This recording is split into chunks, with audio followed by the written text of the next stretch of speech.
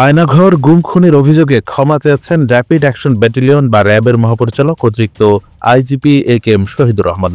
কারওয়ান বাজারে র্যাবের মিডিয়া সেন্টারে এক মতবিনিময় সভায় গত বৃহস্পতিবার দুঃখ প্রকাশ এবং ক্ষমা প্রার্থনা করেন তিনি।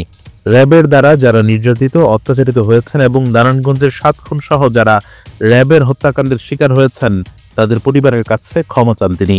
এর আগে জুলাই আন্দোলনের সহিংসতার প্রেক্ষাপটে পুলিশের পক্ষ থেকে ক্ষমা চাওয়া হয়েছিল।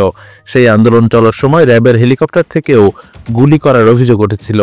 এবার র্যাবের পক্ষ থেকে এমন সময় ক্ষমা চাওয়া হলো যখন ক্রমাগত বাহিনীটির বিলুপ্তির দাবি উঠছে। র্যাব প্রধানের এই ক্ষমা প্রার্থনা কি বাহিনীকে বিতর্ক থেকে মুক্তি দিতে পারবে? জাতি কি র্যাবকে ক্ষমা করতে পারবে?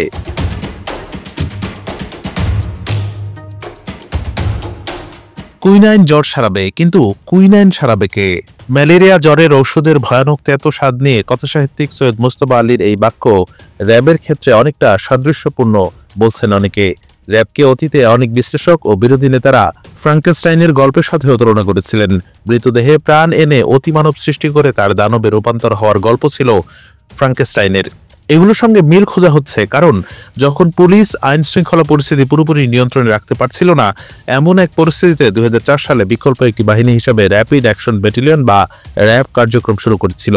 তবে পরবর্তীতে তাদের বিরুদ্ধে নির্যাতন সহ নানা রকম মানবাধিকার লঙ্ঘনের অভিযোগ ওঠে। এমনকি মানবাধিকার লঙ্ঘনের অভিযোগে ২০২১ সালে বাহিনীটির কয়েকজন কর্মকর্তার বিরুদ্ধে নিষেধাজ্ঞা দিয়েছিল মার্কিন যুক্তরাষ্ট্র।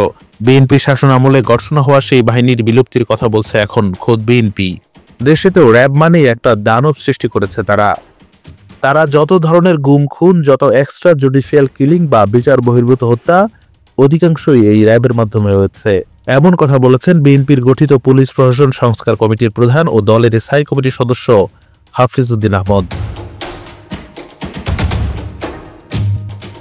Anwar Hossain, BD archive.